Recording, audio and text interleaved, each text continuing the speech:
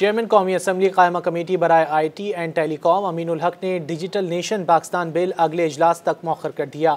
उन्होंने वाज़ेह किया कि बिल पर मज़ीद मुशावरत की ज़रूरत है।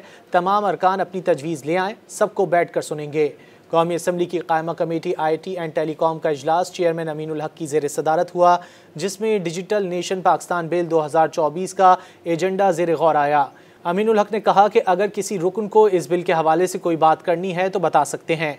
शर्मिला फारूकी ने कहा, कानून बनाए जा रहे हैं लेकिन रोड मैप नहीं है, आपकी बातों से भी कुछ वाजे नहीं हो रहा।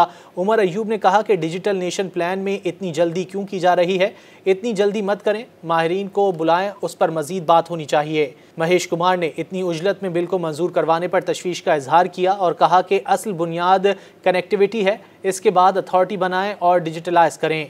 सादिक मेमन ने कहा कि बिल पर मजीद वक्त दिया जाए, इस पर मुशावरत की ज़रूरत है।